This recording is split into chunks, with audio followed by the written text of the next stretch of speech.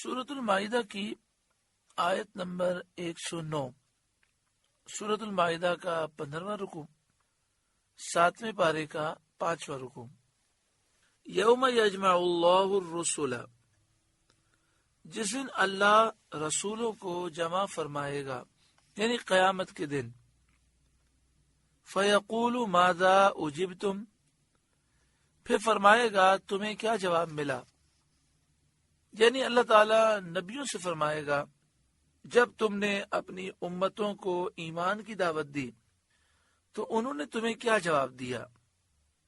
اس سوال میں منکرین کی توبیخ ہے، یعنی کل بروز قیامت انہیں رسوا کیا جائے گا۔ قالوا لا علم لنا، رسول عرض کریں گے ہمیں کچھ علم نہیں۔ انک انت علام الغیوب، بے شک تو ہی ہے سب غیبوں کا خوب جاننے والا۔ یعنی انبیاء علیہ السلام کا یہ جواب کمال ادب کی شان کو ظاہر کرتا ہے کہ وہ اللہ تعالی کے علم کے سامنے اپنے علم کو اصلاً نظر میں نہ لائیں گے، یعنی وہ یہ تصور کریں گے کہ اللہ کے علم کے سامنے ہمارے علم کی کیا حیثیت ہے، اور وہ اپنے علم کو قابل ذکر قرار نہ دیں گے، اور اپنا معاملہ اور یہ سارا معاملہ اللہ تعالیٰ کے علم پر اور انصاف پر وہ سپرد کر دیں گے۔ تو اس لیے وہ کہیں گے لا علم لنا، ہمیں کچھ علم نہیں۔ حالانکہ جب وہ رسول گئے اور اپنی قوم کو انہوں نے دعوت دی تو قوم نے جو جواب دیا وہ جانتے ہیں، لیکن ادب کا تقاضا یہی ہے اور حقیقت بھی یہی ہے کہ اللہ کے علم کے سامنے مخلوق کے علم کی کیا حیثیت ہے۔ اللہ رب العالمین کا علم ذاتی ہے، مخلوق کا علم عطائی ہے۔ اللہ کا علم لامحدود ہے، مخلوق کا علم محدود ہے۔ ساری مخلوق کا علم جمع کر دیا جائے تو اللہ تعالیٰ کے علم کے سامنے کوئی نسبت ہی نہیں ہے۔ اعلیٰ حضرت امام اہل سنت فرماتے ہیں کہ ساری مخلوق کا علم جمع ہو اور اللہ کے علم کے سامنے اگر تصور کیا جائے تو اس کو یوں سمجھیے کہ کروڑوں سمندر ہوں اور کروڑوں سمندر کے مقابلے میں ایک قطرے کا کروڑواں حصہ ہو، تو فرماتے ہیں کروڑوں سمندروں اور ایک قطرے کے کروڑویں حصے کے درمیان جو نسبت پائی جاتی ہے وہ نسبت بھی اللہ تعالیٰ کے علم اور مخلوق کے علم کے درمیان نہیں پائی جاتی۔ ہاں یہ ضرور ہے کہ اللہ تعالیٰ نے نبیوں کو بہت وسیع علم عطا فرمایا، اولین آخرین کا علم عطا فرمایا، ساری مخلوق کا علم عطا فرمایا۔ انک انت علام الغیوب، بے شک تو ہی ہے سب غیبوں کا خوب جاننے والا۔ اذ قال اللہ یا عیسی ابن مریم اذکر نعمتی علیک، جب اللہ فرمائے گا اے مریم کے بیٹے عیسیٰ، یاد کر میرا احسان اپنے اوپر، وعلی والدتک، اور اپنی ماں پر، یعنی قیامت کے میدان میں اللہ رب العالمین حضرت عیسیٰ علیہ السلام سے فرمائے گا اے عیسیٰ بن مریم، یاد کر میرا وہ احسان جو میں نے تیرے اوپر کیا اور تیری ماں کے اوپر کیا، کہ تیری ماں کو پاک کیا اور اس زمانے کی تمام عورتوں پر فضیلت دی۔ اذ ایدتک بروح القدس، جب میں نے پاک روح سے تیری مدد کی، یعنی حضرت جبریل علیہ السلام سے مدد کی کہ وہ حضرت عیسیٰ علیہ السلام کے ساتھ رہتے اور حوادث میں ان کی مدد کرتے۔ تکلم الناس فی المہد وکہلا، تو لوگوں سے باتیں کرتا پالنے میں اور پکی عمر کا ہو کر، یعنی چھوٹی عمر میں، اور پکی عمر سے مراد یہ ہے کہ حضرت عیسیٰ علیہ السلام قیامت سے پہلے نزول فرمائیں گے، کیونکہ پکی عمر کا وقت آنے سے پہلے ہی آپ اٹھا لیے گئے تھے۔ نزول کے وقت آپ کی عمر 33 سال ہوگی، آپ 33 سال کے جوان کی صورت میں جلوہ افروز ہوں گے، اور اس آیت کے مطابق آپ کلام کریں گے، وہی کلام کریں گے جو پالے میں فرمایا تھا، انی عبداللہ وَإِذْ عَلَّمْتُكَ الْكِتَابَ وَالْحِكْمَةَ وَالتَّوْرَاةَ وَالْإِنْجِيلَ، اور جب میں نے تجھے سکھائی کتاب اور حکمت اور توریت اور انجیل، یعنی علوم کے راز سکھائے۔ وَإِذْ تَخْلُقُ مِنَ الطِّينِ كَهَيْئَةِ الطَّيْرِ بِإِذْنِي، اور جب تو مٹی سے پرند کسی مورت میرے حکم سے بناتا، فَتَنْفُخُ فِيهَا فَتَكُونُ طَيْرًا بِإِذْنِي، پھر اس میں پھونک مارتا تو وہ میرے حکم سے اڑنے لگتی۔ یہ بھی حضرت عیسیٰ علیہ السلام کا معجزہ تھا۔ وَتُبْرِئُ الْأَكْمَحَ وَالْأَبْرَصَ بِإِذْنِي، اور تو مادرزاد اندھے اور سفید داغ والے کو میرے حکم سے شفا دیتا۔ وَإِذْ تُخْرِجُ الْمَوْتَى بِإِذْنِي، اور جب تو مردوں کو میرے حکم سے زندہ نکالتا۔ اندھے اور سفید داغ والے کو بینا اور تندرست کرنا اور مردوں کو قبروں سے زندہ کر کے نکالنا، یہ سب بِإِذْنِ اللہ حضرت عیسیٰ علیہ السلام کے معجزات جلیلہ ہیں۔ وَإِذْ كَفَفْتُ بَنِي إِسْرَائِيلَ عَنْكَ إِذْ جِئْتَهُمْ بِالْبَيِّنَاتِ، اور جب میں نے بنی اسرائیل کو تجھ سے روکا۔ یہ ایک اور نعمت کا بیان ہے کہ اللہ تعالیٰ نے حضرت عیسیٰ علیہ السلام کو یہودیوں کے شر سے محفوظ رکھا، جنہوں نے حضرت عیسیٰ علیہ السلام کے معجزات باہرات دیکھ کر آپ کے قتل کا ارادہ کیا۔ اللہ تعالیٰ نے آپ کو آسمان پر اٹھا لیا، یہودی نامراد رہ گئے۔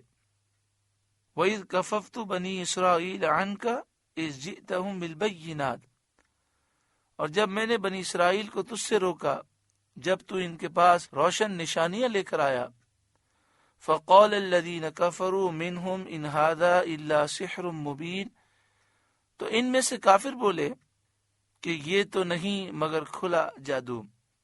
یعنی حضرت عیسیٰ علیہ السلام کے معجزات کے متعلق وہ کہنے لگے یہ تو جادو ہے۔ وَإِذْ أَوْحَيْتُ إِلَى الْحَوَارِيِّينَ أَنْ آمِنُوا بِي وَبِرَسُولِي، اور یاد کرو جب میں نے حواریوں کے دل میں یہ بات ڈالی کہ مجھ پر اور میرے رسول حضرت عیسیٰ علیہ السلام پر ایمان لاؤ۔ حواری سے مراد وہ لوگ ہیں جو حضرت عیسیٰ علیہ السلام کے اصحاب تھے اور آپ سے محبت کرنے والے اور مخلص لوگ تھے۔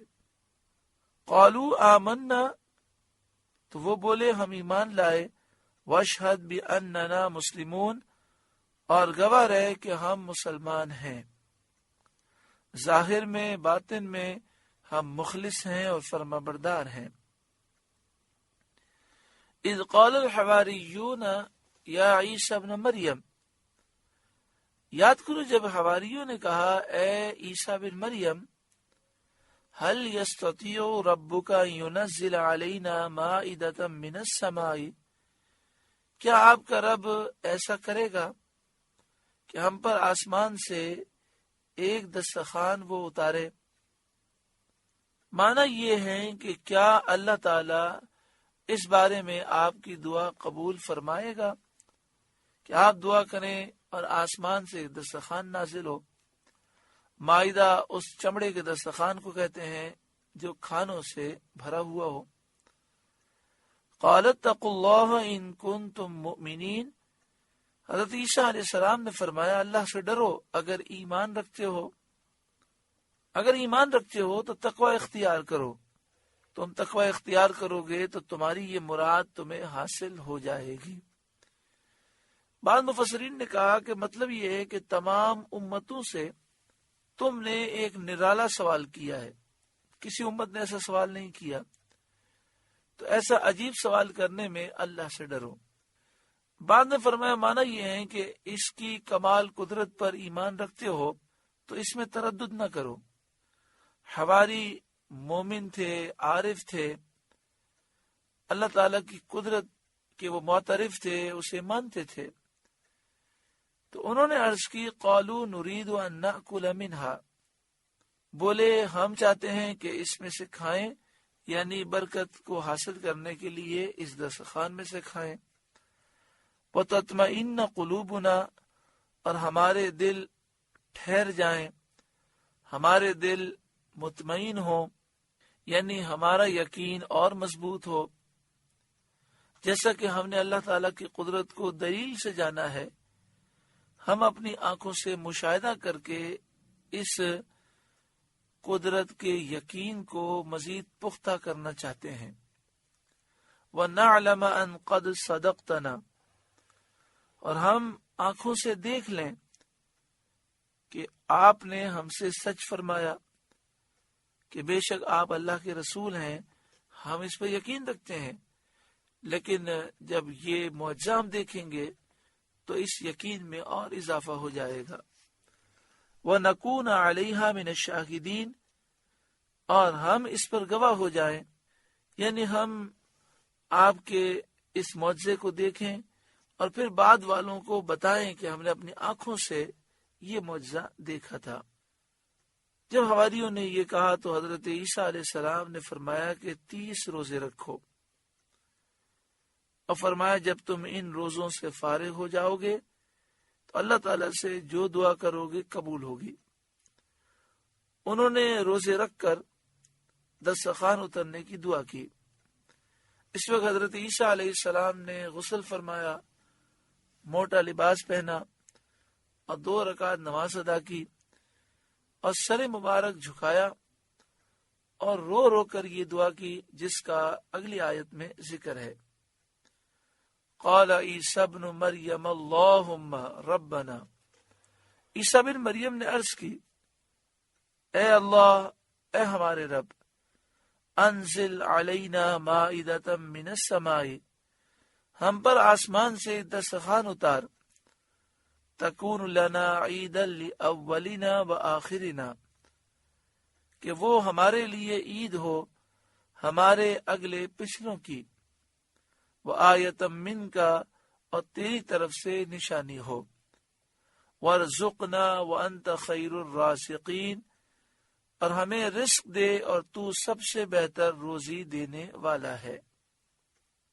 یعنی ہم جس دن یہ دسترخوان نازل ہوگا وہ دن ہر سال عید کے طور پر گزاریں گے، خوشیاں منائیں گے، عبادتیں کریں گے، شکر بجا لائیں گے.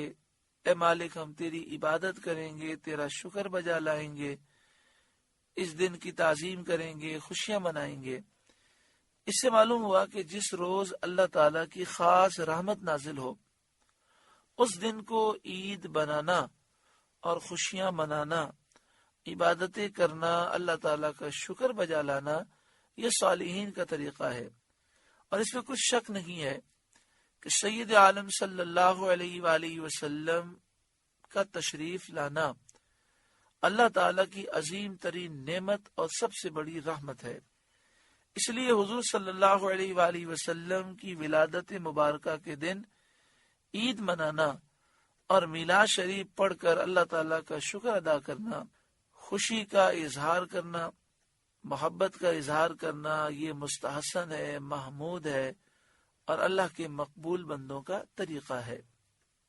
قال اللہ تعالیٰ نے فرمایا، انی منزلها علیکم، بے شک میں اس دسترخوان کو تم پر اتارنے والا ہوں.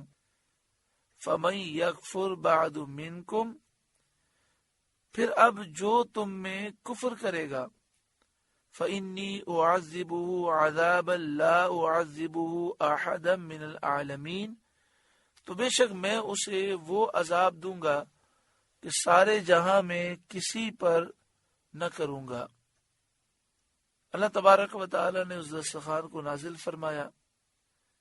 ایک روایت میں یہ ہے کہ یہ دسترخوان نازل ہوتا، سارا دن لوگ کھاتے، شام کا وقت ہوتا، پھر اوپر چلا جاتا، پھر نازل ہوتا، روزانہ یہ صبح کے وقت نازل ہوتا اور شام کے وقت اوپر چلا جاتا.